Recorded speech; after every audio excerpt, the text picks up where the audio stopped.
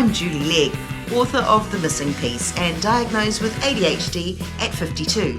And I'm Gel Legg, diagnosed at 55. So why did we decide to start our podcast series? Good question. I recently released my book, The Missing Piece, which is a woman's guide to understanding, diagnosing and living with ADHD. And it was written by a woman for women going through that process. Jill and I are married. We both have ADHD. And we thought it's such a big topic to talk about, and it'd be great to hear it from different perspectives. A different being, we're in our 50s. We are not the kind of people you would typically imagine would have ADHD. It's associated in many people's minds with being young boys, something that people grow out of at the age of 18, in early adulthood. And so increasingly these days, there's more of us who are diagnosed as adults. So where we think we're a little unusual, maybe we've got some thoughts and experiences to share, and that we're at the other end of life, not quite finished yet, but we've been through our careers and marriages, plural, and bringing up children. And so we thought maybe some of our ideas we can share through these series of vlogs or podcasts might just give some insights for you guys out there who are starting earlier in your journey, or perhaps a similar age to us and coming to a diagnosis yourselves too. And I think there's a growing awareness of ADHD, and when we see it in social media and we hear more of it on the news, but I think that deeper understanding of what ADHD is, there's a bit of room for movement in there. And so we thought by opening up the discussion and being as honest as we can about our experiences, will just help continue that conversation. Indeed. And the reason we've called this ADH difference rather than the word disorder is actually the correct word. We thought on this a lot, and disorder is the correct word, but it's a medical word. It's a word which is quite cold and in some ways brutal. Anything wrong with your body, if it's not the standard way that part of your body physically or mentally should be or work from a medical viewpoint, is not in order. Therefore, it's a disorder. But we think the word disorder has quite negative connotations. So we like the word difference. For us, our brains are in many ways wired differently. We interact with our emotions and the world in a different way. Everyone's an individual, everyone. And within our set or our world of ADHD, we're individuals just the same. We perhaps just share a set of differences that separate us from people who are not diagnosed with ADHD. And it's those differences which we'll explore in this series, and how we relate to a whole bunch of things in life. Absolutely. And as you were saying, Jill, within that ADHD arena, and we've all had very different life journeys to date, or to that point of diagnosis.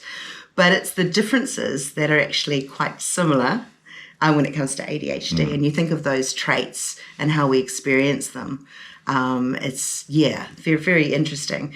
I've always felt different since I was a kid, but it became my norm. So while I've always been different inside my head, it was only really in the big wide world of workplace and socializing did I actually feel obviously different. And that triggered a whole bunch of challenges for me to overcome. And so, it's been an interesting journey. But since diagnosis, I think what I've come to understand is it's okay to be different, and it's okay to think differently, and at times be that oddball. It's absolutely okay. And I'm really enjoying that that perspective now. Yeah, this diagnosis process at this stage in life, and then the realization when you look back on your whole life of why things happened, why you did and said things, why you related to things in the way you did. It's a lot to unpack. For us, it's been at least 2 or 3 years now. And in that time, you don't really unpack all of it. You don't work it all out. It maybe you never quite work it all out, because it really redefines or reframeworks your relationship to every memory you have. We've both lived happy lives and good lives and productive lives. And we wouldn't want to change anything about our lives. We live with no regrets. So we don't want to go back and, change something massive in our life, even the big mistakes perhaps we've made, or the things that have been hurtful to ourselves. But it's that difference, though, that has undiagnosed, that has guided us. It's informed our decisions and choices. Absolutely. It's a good way of putting and it, so looking back post-diagnosis to go, of course that's why I handled that situation. Or of course that's why I went right instead of left at that fork in my road, so it's great. But we're learning every day too. It's not like, within a couple of months of diagnosis, you'll have it all sorted out. You'll understand and love all your differences and they end. It's certainly not that. And we're continuing on a daily basis to, the more we chat, the more we have those aha moments. And very much it frameworks the future, not just tomorrow or next week or the next 10 years. It however many years hopefully we have. But it certainly, it changes the future, and we will now try to make choices and decisions that aware of ADHD that perhaps in the past we would have made. Now we won't make them. Now they're informed too. We just have to. We're still as spontaneous, and we're still what's the word I'm looking for? Spontaneous. Impulsive. Impulsive is the word I'm looking for. We're still just as impulsive now as we ever were. Whether it's maturity or whether it's an understanding of how impulsivity and ADHD are so intrinsically linked, I don't know, but we do have crazy mad ideas, but we do allow ourselves to sleep on those ideas and then reassess them in the morning and be honest with ourselves that perhaps they were not the best idea. Yes. And that's our strategy for our impulsiveness, if we can catch it at the right time. There are times, of course, that our ADHD glows and we are unable to stop our impulsivity, and that includes interrupting. And in fact, I really should say, I should have said at the start of this, our disclaimer is, as well as not being psychiatrists and psychologists, we have adult ADHD, but also what you're likely to see in these podcasts or vlogs is over-talking. We're being very restrained at the moment, oversharing at times. I certainly know from my point of view, my head is so busy and full of thoughts that often my mouth can't keep up.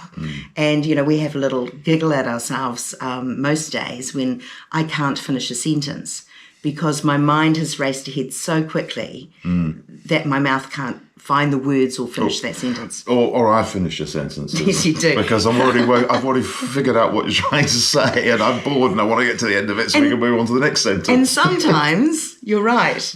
And other times it's like, oops. I haven't finished. Yeah, there is another disclaimer which will probably underpin a lot of what we talk about in these series of chats, is we are not medicated, and we've chosen not to be medicated. We have no strong feelings either way on that, and we certainly, each person must take their own path according to how their relationship with ADHD and impacts their life. I think from our perspective, we've got through life happy. We've done reasonably well in life, and we don't really want to change our relationship with the challenges and the fun and the opportunities around us. So. And it's almost like a personal challenge to go, right, okay, so acknowledging the trip hazards that we've had in the past and being aware of them, and therefore just, living with it. Living with it and thinking about it and being really open about how we're feeling about it and do things different. But my policy, amongst many mantras that I have, is never say never.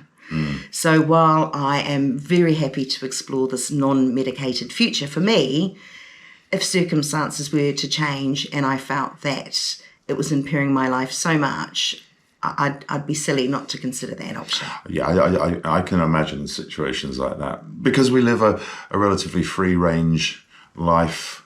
I don't like the word lifestyle. It's sort of, we're not fashion people. I just don't like that word. Yeah. But our lives are relatively free range in terms of time scales, timetables, and how we live. And we're blessed enough to live rurally, so there's a lot of nature around us. But it may be a situation in the future, through circumstances, that we are confined into a space. Maybe if we were ill in the future or something, where it may be really difficult for us to manage being in a very confined space. Working on other people's timetables. Anyway, can I just add to that, Joel? Yeah. And that is that I think we haven't accidentally living a free-range lifestyle. We did have lives before we met each other, but both independently, we had adapted our world to make it a better place for us. And for me, there's been many job changes, location changes, friendship circle changes, relationship changes even. Same. And it's unbeknownst to us, because we didn't know we had ADHD, we're actually making changes to make our lives better. I don't think we've sat for too long going, this is absolutely miserable. We, sometimes it's taken a year or so, but we get ourselves out of that situation. we change very quickly. Yeah. Whether it's premeditated or overly thought through, but we do change quickly. But it's being in this rural situation is not some idyll that would suit everyone. So we're not here to sell this idea that, hey, if you want to manage without being medicated on ADHD, you must move to the country and be surrounded by nature. That might drive a lot of people, it wouldn't be too good for a lot of people. It doesn't suit everyone. So, and let's talk about what we like about living rurally, because actually it's isolated. We don't have neighbours within yelling over the fence distance. We don't live near a cafe, or we can't walk to the supermarket. We have lawns to cut and fruit trees to prune and chickens to feed.